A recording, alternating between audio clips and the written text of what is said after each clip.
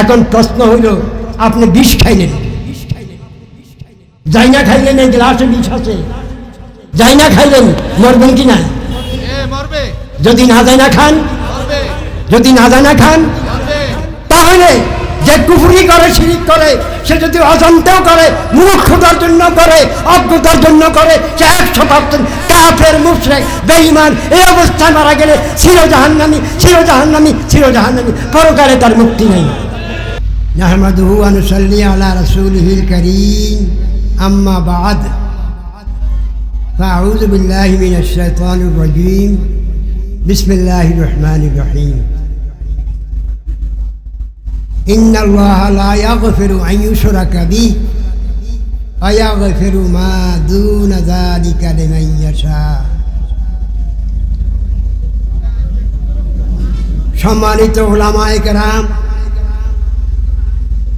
সম্মানিত উপস্থিতি,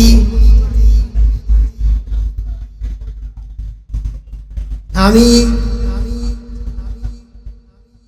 অসুস্থ মানুষ, লম্বা আলোচনা করব না, করার সময়ও হাতে নাই। আমি আলোচনা করব ঈমান নিয়ে এবং শিরিক নিয়ে। ঈমান এর বিপরীত জিনিসটার নাম শিরিক, শিরিকের বিপরীত জিনিসটার নাম তাওহীদ। এই তাওহীদ বা ঈমান 10টা শিরিক প্রয়োজন হয় না, শুধু একটা শিরিক করলেই আমার আপনার ঈমান শেষ।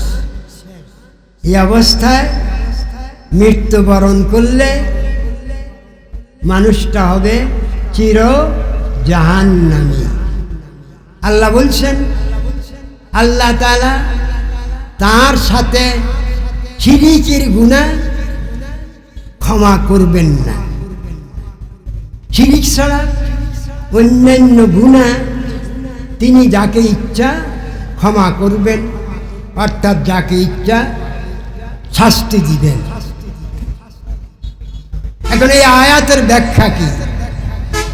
আয়াতের ব্যাখ্যা হইল, আই মান মাতা মুশরিকান ওয়া কাফিরান লা ইউগফারু লাহু আবাদা ওয়া হুয়া ফিন নারি খালিদান মুখাল্লাদান ফিহা।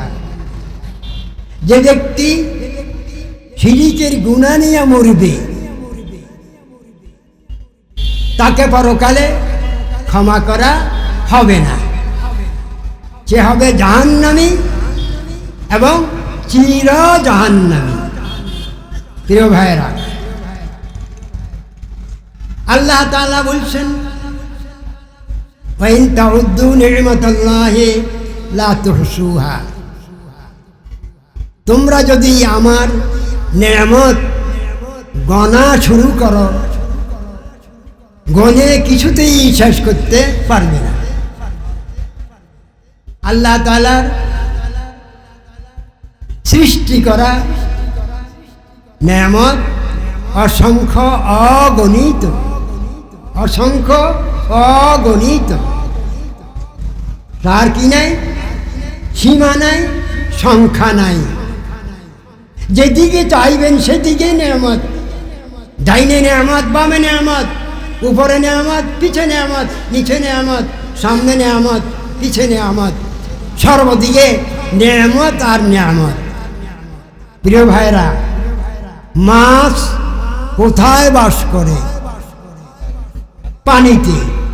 24 ঘন্টা পানির ভিতর আপাদমস্তক ডুবে থাকে।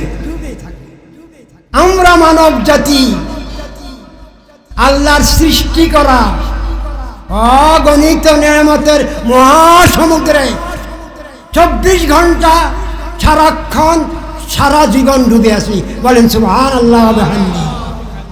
আমরা কোথায় আছি? আল্লাহর নেয়ামতের মহাসমুদ্রে ডুবে আছি। আমাদের চতুর্দিকে নেয়ামত আর নেয়ামত, নেয়ামতের মহাসমুদ্রে আমরা ডুবা। এই অসংখ্য অগণিত নেয়ামতের মধ্যে সবচেয়ে বড় এবং দামি নেয়ামত যেটা, তার নাম ঈমান। এই বিশ্ব জগতে ঈমানের মতো এত বড় নেয়ামত আর দ্বিতীয়টি নাই। কারণ সুবহানাল্লাহ। এই ঈমানের বিনিময়ে পরকালে জান্নাত, এই ঈমানের বিনিময়ে পরকালের মুক্তি,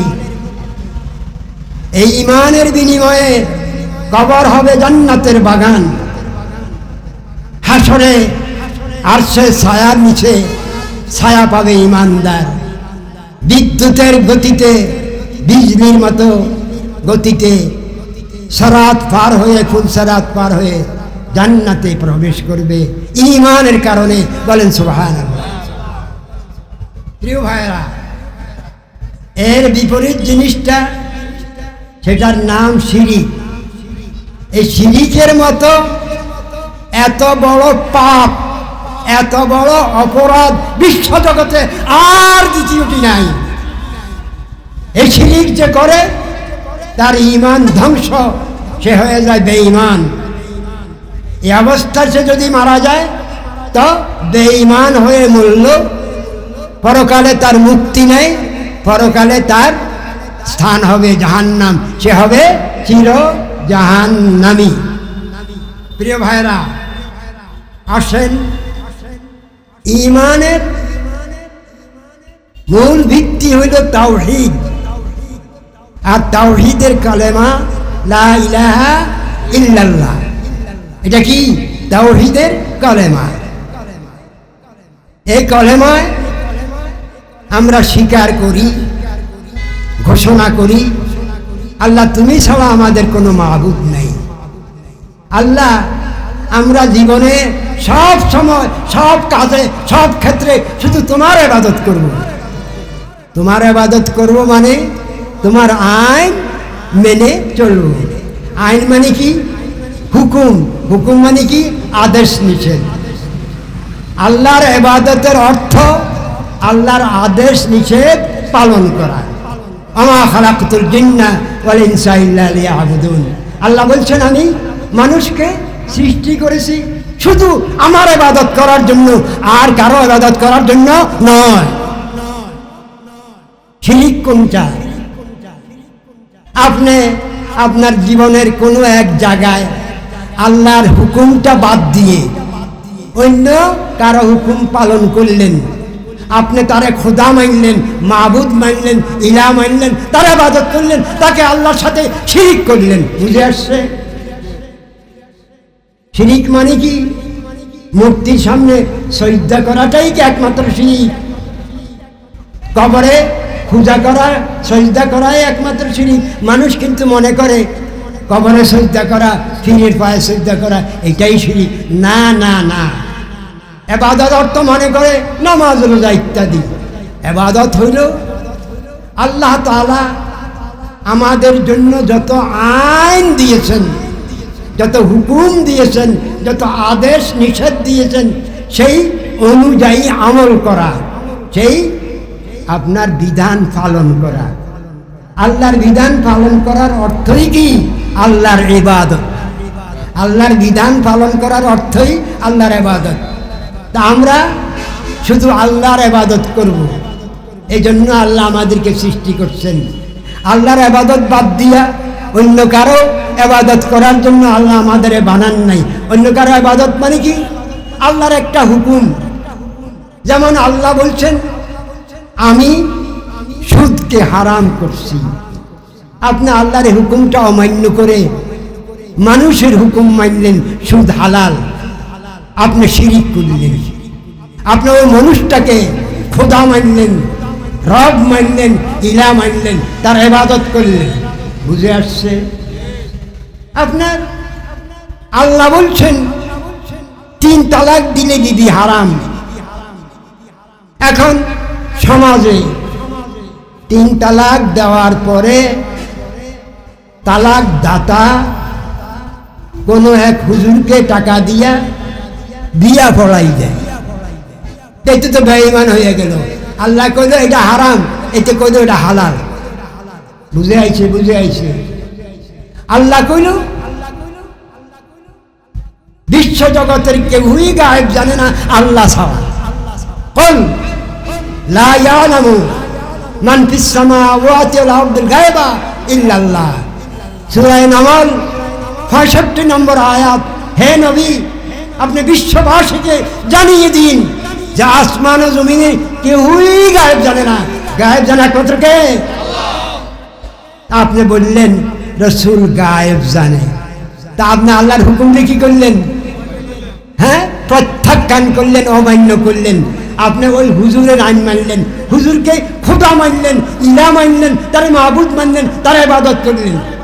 বুঝে আসছে? আমাদের সৃষ্টি হলো আমরা জীবনে সব কাজে সব ক্ষেত্রে শুধু আল্লাহর ইবাদত করব। ইবাদত অর্থ আল্লাহর আইন মানব, আইন মানার নামেই ইবাদত।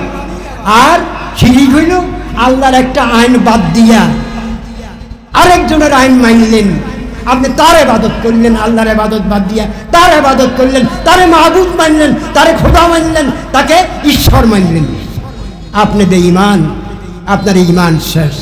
প্রিয় ভাইরা আসেন, মাইকের আওয়াজ কি বোঝা যায়নি?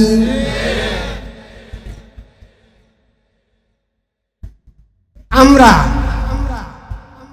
দৈনিক কয় ওয়াক্ত নামাজ পড়ি? 5 ওয়াক্ত, 5 বার আজান, 5 বার একামত। তো আজানে এই কলেমার ঘোষণা আমরা 3 বার দিই, আশহাদু আল্লা ইলাহা ইল্লাল্লাহ, আশহাদু আল্লা ইলাহা ইল্লাল্লাহ। শেষে দিয়ে আছে লা ইলাহা ইল্লাল্লাহ। তো এক আজানে 3 বার, হ্যাঁ। আর 5 ওয়াক্ত 5 আজানে 3 ভাষা 15 বার। আচ্ছা, একামতেও 3 বার। প্রথমে আশহাদু আল্লা ইলাহা ইল্লাল্লাহ, আল্লাহ ছাড়া কোনো মাহবুদ নেই, আমি সাক্ষী দেই, আশহাদু আল্লা ইলাহা ইল্লাল্লাহ। শেষে দিয়ে আছে লা ইলাহা ইল্লাল্লাহ। তো একামতেও 3 বার করি, 3 ভাষা 15। তো 15 কত? আর আমরা মুয়াজ্জিনের মুখে এই কলেমা শুনি 30 বার। আজানে মুয়াজ্জিন বলে আশহাদু আল্লা ইলাহা ইল্লাল্লাহ, এটা আমরা শুনি কয়বার? 30 বার। আজানে 15 বার, একামতে 15 বার, 30 বার। আর আমরা এটার জবাব দেই 30 বার। আজানের জবাব আর একামতের জবাব কয়বার হয়? 30 বার। তো আমরা আজানের ভিতরে কি করলাম? 30 বার মুয়াজ্জিনের কণ্ঠে এই কলেমা শুনলাম, আশহাদু আল্লা ইলাহা ইল্লাল্লাহ, আশহাদু আল্লা ইলাহা ইল্লাল্লাহ। শেষে কইল মুয়াজ্জিন লা ইলাহা ইল্লাল্লাহ। তো মুয়াজ্জিনের কণ্ঠে আজানের ভিতরে শুনলাম কতবার? 15 বার। 15 বার। একামতে 15 বার, 30 বার। আজানের যেমন জবাব আছে, একামতেরও জবাব আছে। তা আমরা আবার জবাব দেই।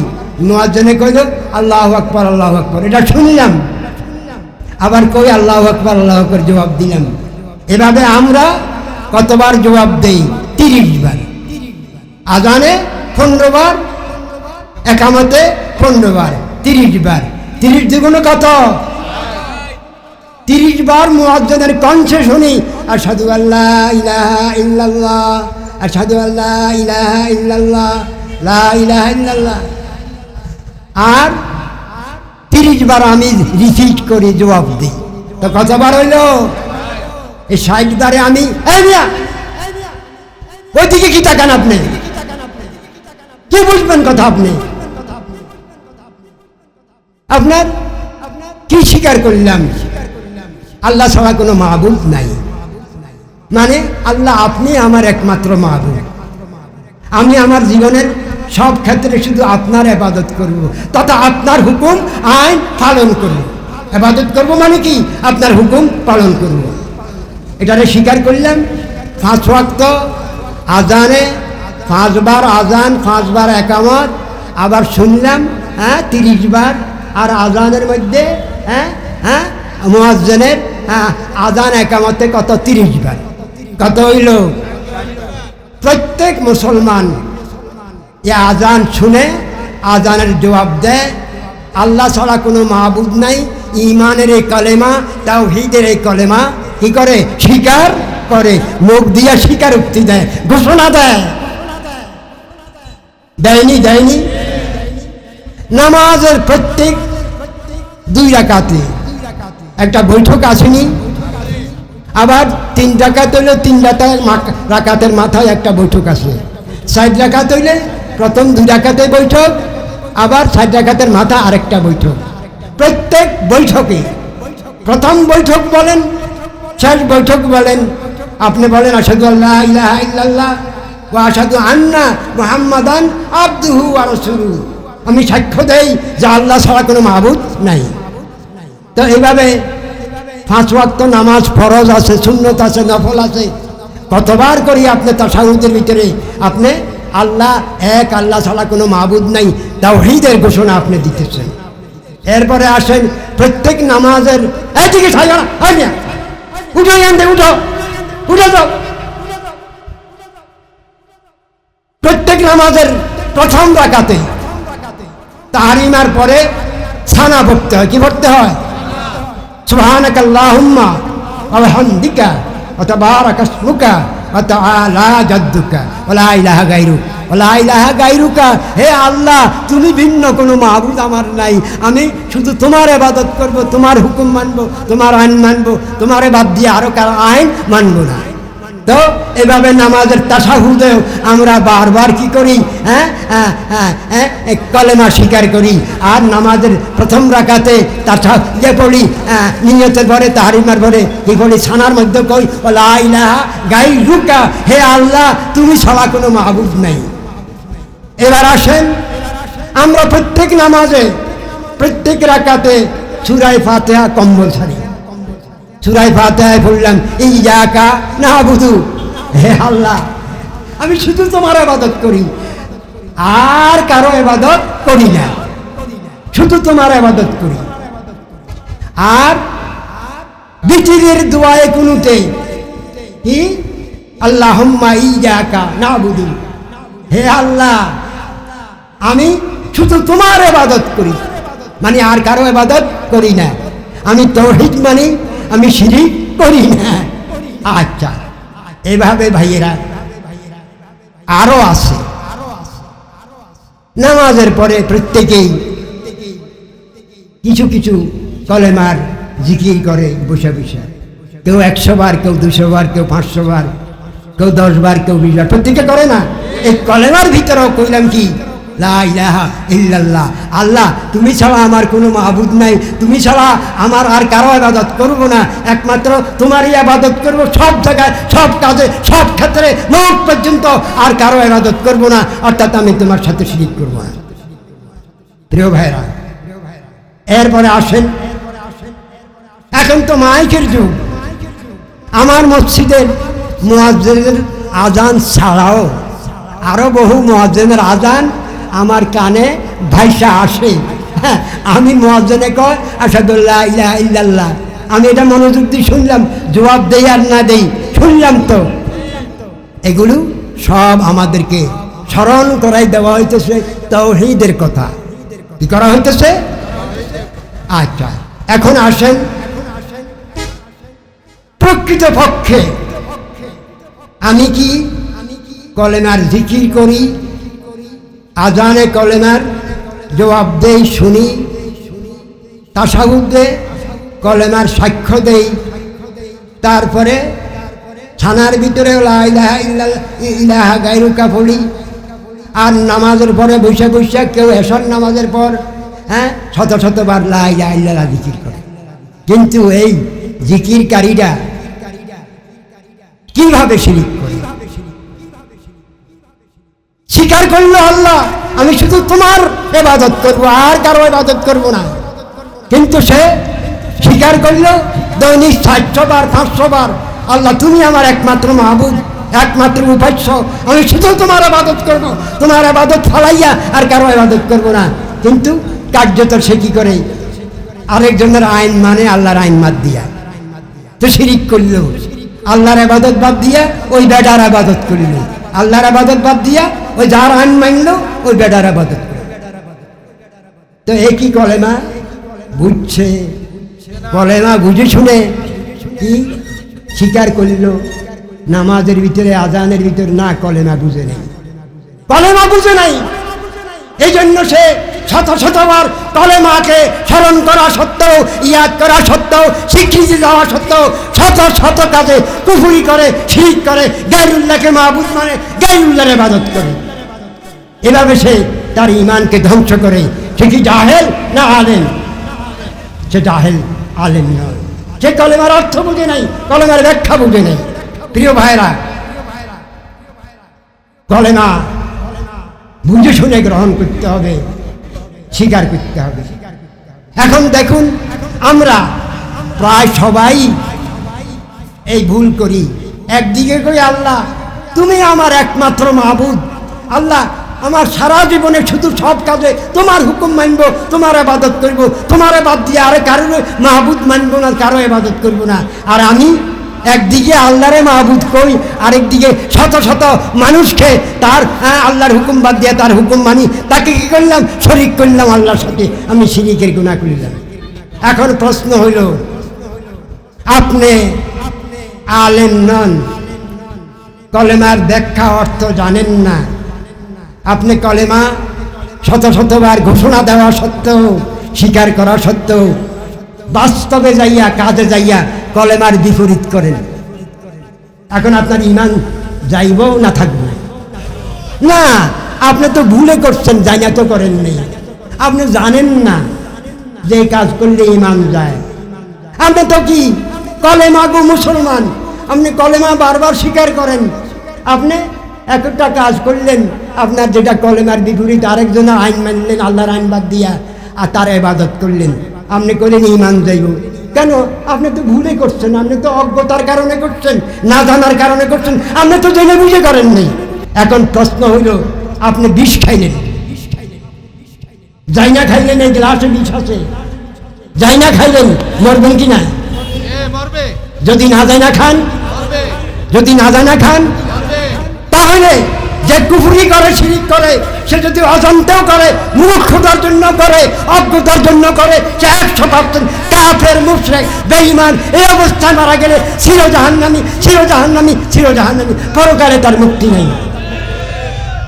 প্রিয় ভাইরা, এবার আসুন আল্লাহর তাওহীদ মানা, আল্লাহকে একমাত্র মাবুদ মানা, একমাত্র আল্লাহর ইবাদত করা, সব ক্ষেত্রে, সব কাজে। এটা কি সহজ কাজ না কঠিন কাজ? কঠিন কাজ। কঠিন বহু কারণে। কাজটা 24 ঘন্টায় সারা যে জীবন, প্রত্যেক মুহূর্তে শুধু আল্লাহর আইন মানা চলবেন, একবারও আল্লাহর আইন বাদ দিয়া কারো আইন মানবেন না। এটা কঠিন না সহজ? বহুত কঠিন, বহুত কঠিন, বহুত কঠিন। প্রিয় ভাইরা, প্রিয় ভাইরা, এখন এটা যে কঠিন, এই কঠিন কাজটা আমগো উপরে আল্লাহ চাপাই দিছে। তোমরা তাওহীদ মানতে হবে, আল্লাহকে একমাত্র মাবুদ মানতে হবে, সব কাজে আল্লাহর আইন মানতে হবে, মানে আল্লাহর ইবাদত করতে হবে, অন্য কারণে শরীক করা যাবে না। এই কাজটা সহজ নয়, কঠিন, সব চাইতে কঠিন, সব চাইতে কঠিন। পৃথিবীর সব কঠিন কাজের সেই 100 গুণে, 1,00,000 গুণে, কোটি গুণে বেশি কঠিন। ঠিক আছে, বুঝতে পারছেন কাজটা কঠিন না সহজ? আরেক কারণেও কঠিন, আপনাকে ভুল করাইবার জন্য শত্রু লাগা আছে। আপনি কলেমার জিকির করেন, লা ইলাহা ইল্লাল্লাহ, আবার এই কলেমার রাস্তা থেকে আপনারে শিরিকের পথে নিবার জন্য শত্রু লাগা আছে। ইবলিস শয়তান, মানুষ শয়তান, লাখ কোটি শয়তান, একজন মানুষের পিছনে হাজার হাজার মানুষ শয়তান, জিন শয়তান লাগা আছে। আরেকটা শয়তান নিজের ভিতরে, নফস শয়তান। শুধু আমাদের পিছনে শত্রু নয়, নবী রাসূলদের বিরুদ্ধে আরো বেশি শয়তান ছিল। ওয়াকাযালিকা জাআলনা লিকুল্লি নাবিয়্যিন আদুওয়ান শায়াতিনাল ইনসি ওয়াল জিন। সূরা আনআম আয়াত নম্বর 112। আল্লাহ বলেন এইভাবে আমি প্রত্যেক নবী রাসূলদের বিরুদ্ধে শত্রু লাগাই দিছি। কে লাগাই দিছে? কে? সেই শত্রু হলো মানুষ শয়তান আর জিন শয়তান। প্রিয় ভাইরা, একে তো কাজটা কঠিন, শত্রু না থাকলেও আবার শত্রু আছে আরো ডবল কঠিন হইল, ডবল কঠিন হইল। এখন এমন একটা কঠিন কাজ করার জন্য আল্লাহ আমগরে বাধ্য করলেন, এটার বোঝা আমগো মাথায় তুলে দিলেন। কি করো? সব জায়গায় শুধু আমার ইবাদত করবা, শুধু আমার আইন মানবা, আর কারো আইন মানবা না, শিরিক করবা না। এত বড় কঠিন কাজ আমগর উপরে ফরজ করে দিস। খোদা রব্বুকা আল্লাহ তা'বুদু ইল্লা ইয়াহু, আল্লাহ ফরজ করে দিয়েছেন।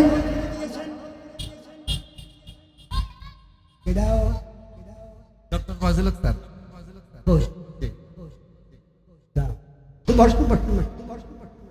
আচ্ছা, আরে স্যার আপনি আমার সময় শুনেন। এখন যদি আল্লাহ আমাদেরকে ক্ষমতা না দিয়া এই বোঝা বহন করার জন্য হুকুম করেন, এটা জুলুম হইতো না? এটা কি হইব? এটা কি হইব? মানে আল্লাহ জুলুম করছে আমগুলোকে, ক্ষমতা দেয় না, জ্ঞান দেয় না, বুদ্ধি দেয় না, ক্ষমতা দেয় না, আমগরে কইছে এটা পালন করে। না না না, আল্লাহ তাআলা হযরত আদম হাওয়া যখন জান্নাতে নিষিদ্ধ গাছের ফল খাইল, আল্লাহ স্মরণ করাই দিলেন, সাথে সাথে তওবা করল, রব্বানা যালামনা আনফুসানা ওয়া ইল্লাম তাগফির লানা ওয়া তারহামনা লানাকুনান্না মিনাল খাসিরিন। সাথে সাথে আল্লাহ ক্ষমা করে দিয়েছেন। ক্ষমা পাওয়ার পরে দুনিয়াতে দুজনকে একসাথে সসম্মানে নামাই দিয়েছেন। কোন জায়গায়? আরাফার ময়দানের পাশে আরেকটা ময়দান, যেখানে পানি আছে, গাছপালা আছে, ওয়াদি নামানে, সেখানে নামিয়ে দেওয়ার পর এই বেশি না, দুই একদিন পরেই আল্লাহ তাআলা আদমের পিঠ থেকে সমস্ত মানুষকে বাইর করলেন। ছোট্ট ছোট্ট ছোট্ট হিমলা ছিলেন, হিমলা, এই হিমলার মতো ছোট্ট, কিন্তু আকারে মানুষ, এই চোখ নাক কান মাথাটা সব মানুষের, কিন্তু আকৃতিতে কাজ ধরে ছোট্ট পিপিলিকার মতো সব মানুষকে বাইর করে আল্লাহ বললেন, আমি কি তোমাদের মাহবুব নই? ওয়াইজ আখাযা রাব্বুকা মিন বানি আদামা মিন যুহুরিহি যুররিয়াতাহুম ওয়া আশহাদাহুম আলা আনফুসিহিম আলাস্তু বিরাব্বিকুম ক্বালু বালা শাহিদনা আন তাকুলু ইয়াওমাল কিয়ামাতি ইন্না কুন্না আন হাযা গাফিলিন। আল্লাহ তাআলা এই মানুষটাকে, এত ছোট্টটা কিন্তু মানুষের আকৃতি মানুষ, কিন্তু আকারে বডিটা ছোট পিপলার মতো। এর ভিতরে জ্ঞান দিছে, বুদ্ধি দিছে, আকল দিছে, চোখ দিছে, নাক দিছে, কান দিছে, সব দিয়া জিজ্ঞাসা করছে, আমি কি তোমাদের মাহবুব নই? তোমাদের রব নই? তোমাদের ইলাহ নই? সেদিন সমস্ত আদম সন্তান সেই ওয়াদি নামানে এক বাক্যে বলছেন, বাবা, অবশ্যই তুমি আমাদের উপাস্য, আমাদের মাহবুব, একমাত্র মাহবুব, শাহেদ না, আমরা এটার সাক্ষ্য দিতেছি। এরপরে আল্লাহ বলেন যে আমি এটা কেন জানাই দিলাম তোমগরে? এই জন্য যে কিয়ামতের দিন যেন তোমরা এ কথা বলতে না পারো। আল্লাহ, আমরা তো এই তাওহীদের কথা জানতামে না, জানার চেষ্টাও করি নাই, জানতামে না। এই অভিযোগ, এই প্রশ্ন যেন করতে না পারো, এই জন্য আমি আগে জানাই দিলাম, তোমরা আমারে মাহবুদ মানতে হবে, আমার ইবাদত করতে হবে। এরপরে আদমের পিঠে আবার লাগাই দিল, মিশাই দিল। এরপরে বাপের মাধ্যমে, মায়ের মাধ্যমে আস্তে আস্তে আমি আসলাম আমার বাবার পিঠে। তা আমার বাবার পিঠ থেকে আপনি আপনার বাবার পিঠ থেকে মায়ের গর্ভে গেলেন। সেখানে এক ফোঁটা বিন্দু, এক বিন্দু আপনার ধাতু, এটা রক্ত হলো, জমাট রক্ত, এরপরে গুড্ডু ইত্যাদি সৃষ্টি হলো, দেহ সৃষ্টি হলো। 4 মাস লাগলো। 4 মাসে একটা মানব আকৃতির দেওয়া হইল, রুহ এখনো নাই। এরপরে 4 মাস পরে রুহ দেওয়া হইল। এই সময় আল্লাহর পক্ষ থেকে নিয়োজিত একজন ফেরেশতা আয়েশা তাদেরকে সবক দিল, হে সন্তান, মাতৃগর্ভের সন্তান, লা ইলাহা ইল্লাল্লাহ, তোমার মাবুদ আল্লাহ ছাড়া আর কেউ নেই। এরপরে আসেন তো আমাদের ভিতরেই ঢুকাই দিছে কি তাওহীদের বীজ, তাওহীদের বীজ। মাতৃগর্ভে আবার ফেরেশতা ঢুকাইছে।